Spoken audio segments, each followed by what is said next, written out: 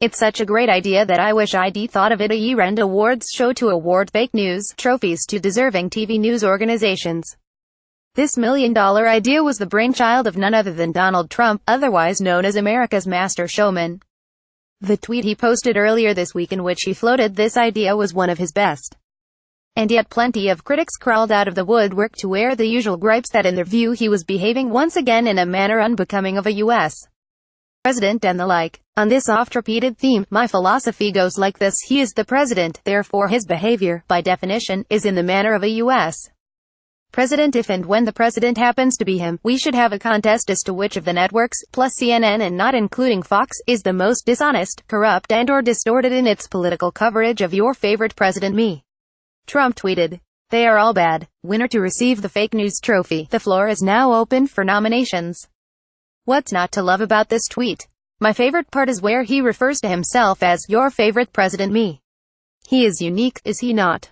Generally speaking, the president is correct about TV news, even if the term fake news is not necessarily the best or most accurate brush with which to paint an entire industry. Plus, it's not fair that he gives Fox News a pass, although it's obvious why he does so. Having said that, it is also true that a great deal of what that industry produces certainly qualifies as fake, or at the very least, not news. Is unnews a word? Maybe it should be. The fake news phrase does get the point across, however. That point is that if you are looking for real information whose accuracy is reliable, then TV news is not the place to go most of the time. The exceptions are those times when news breaks that is so important that the news channels and sometimes the broadcast networks drop everything else and go wall-to-wall on the story. These include natural disasters, terrorist attacks and other big stories. But most of the time, Trump's right, folks. TV news is lame, and you don't have to be Donald Trump to have figured this out.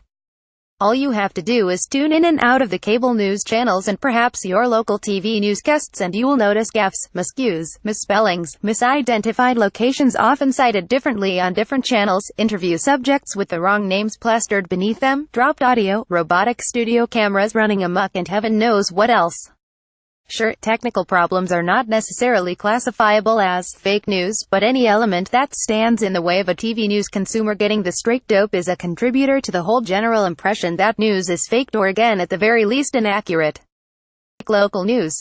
Here in New York, the evening's array of the same crime stories from various sections of the Bronx, Brooklyn and Queens all get reported as having taken place in different parts of these boroughs, depending on the station. Melrose section of the Bronx, Belmont section, they are all interchangeable to the unpaid interns who apparently run New York's local TV newscasts. On these broadcasts, interview subjects who are obviously male will be shown with a woman's name and vice versa. On one channel, the victim of an attack such as a shooting might be reported to be in a hospital in critical condition. On another channel, the same person is reported to have received only minor injuries and is already home and on the mend. Which story is true? Who knows? I have seen this happen with my own eyes. As for the cable news channels, at the risk of repeating myself from past columns, the fakery here stems from the constant talk segments featuring guests who know no more about a situation than you or I, but are invited to offer their comments on the panel talk shows anyway.